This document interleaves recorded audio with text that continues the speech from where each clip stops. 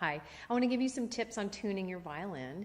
There are many levels of learning to tune. If you're just starting right off the bat, you really want to get started playing and you don't have any experience tuning, then it's a good idea to get an electronic tuner, and that way you can get immediate feedback as to whether or not your strings are in tune, and I have a video on that.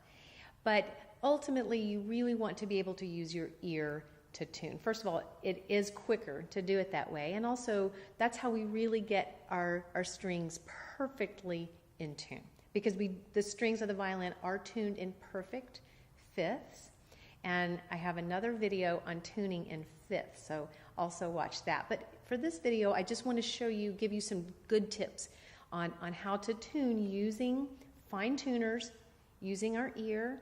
So for beginning players, I highly recommend having a tailpiece with fine tuners on them. It'll save you an immense amount of frustration in trying to work with the pegs. That's for later. But these fine tuners will help you tune, and you'll get there much quicker. So here's some initial tips. One is just acquaint yourself with sort of this position, holding the violin, reaching your hand around this way. This is how you have to work with the fine tuners, because you need to be playing. You need to produce a nice sound so that you can really hear pitch well. So this is really the only way to do it, is in play position. So just to explain, and this is, of course you know this, but sometimes when you bring your hand around, it's not immediately intuitive, but clockwise to the right, okay, is going to raise the pitch, and then counterclockwise to the left, it will lower the pitch. So that's something to just to familiarize yourself with. And then we want to start with an external pitch for our A. So we match our A string to some external sound source. And the reason we match our A is because the frequency for the A is standard. The pianos, tuners, everything is calibrated to A440. That's our standard. And so that's where we start. So we want to hear an external pitch. That's our A string, but and I'll turn this on in just a second, but I also want to give you some other really, really important tips to be able to tune well.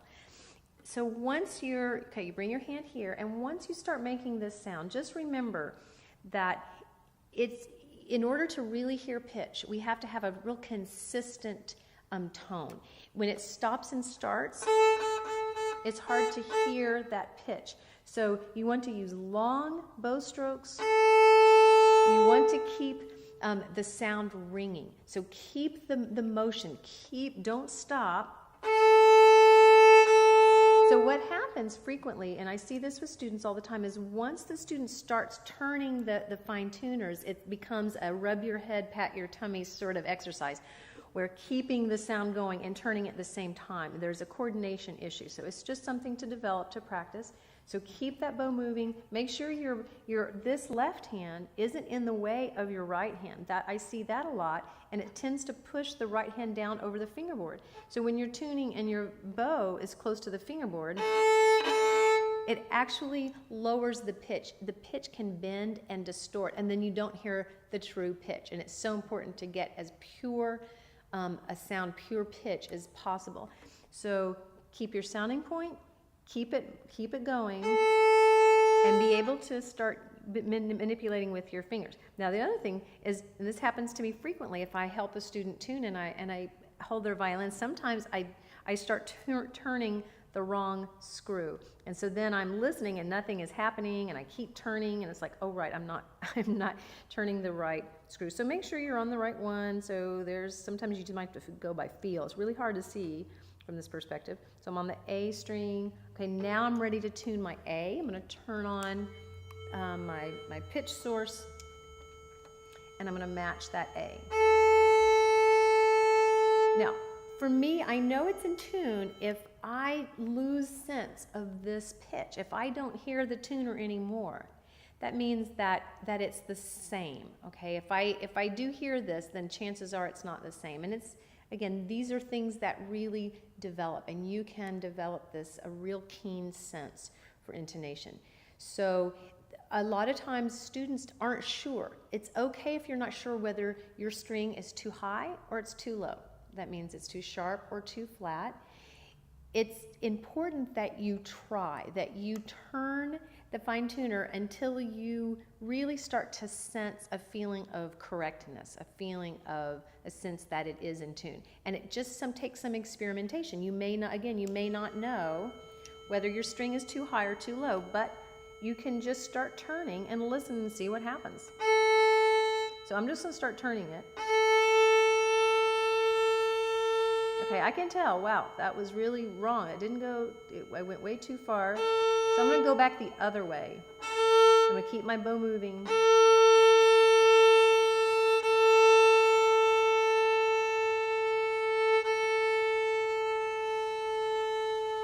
No, that didn't sound good either.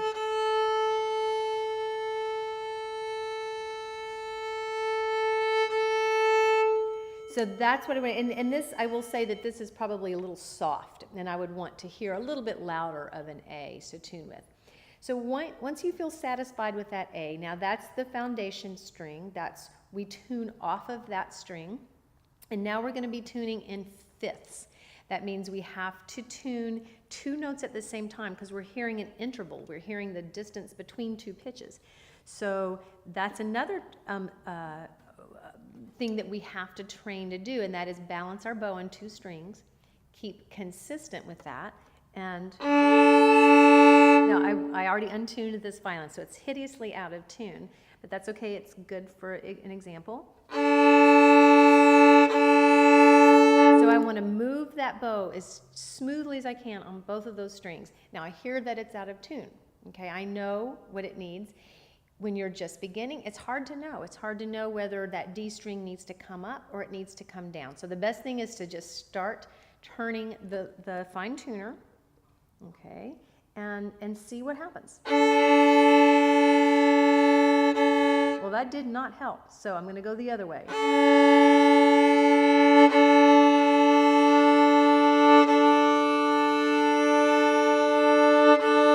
I thought I got close, and then I got too far. Okay, so I'm just showing you what might happen when you're tuning. So now I'm going to go back the other way. I'm going to go real slow now. Now I don't mean slow with my bow hand, but I'm going to turn slowly.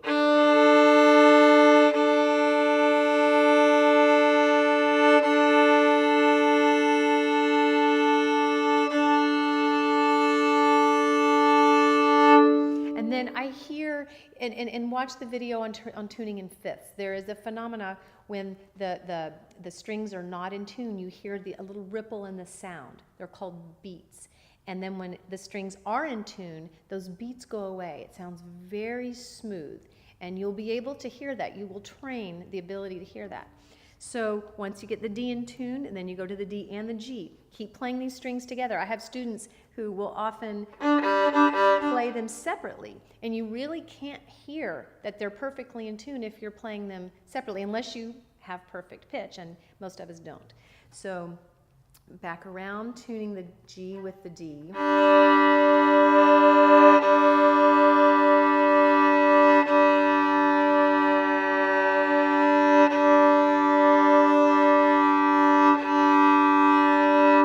Be patient with yourself.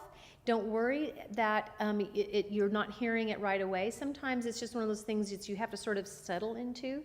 You might not hear the intonation right immediately, but keep playing.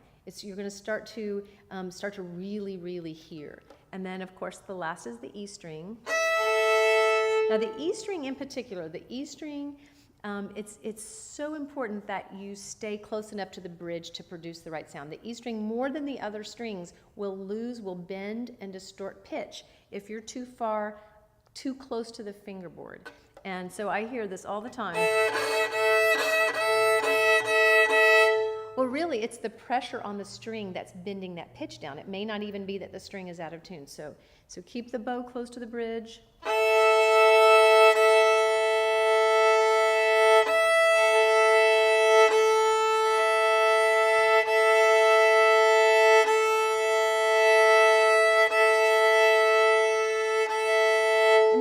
The fine tuners are They tune so finely that just the teeniest amount of movement will change. Again, just be patient. Look at this also as an opportunity that not only are just you're getting your instrument in tune, but you're really developing intonation. You really are developing this sense, the discrimination that you need to have to be able to tell whether you're in tune or out of tune.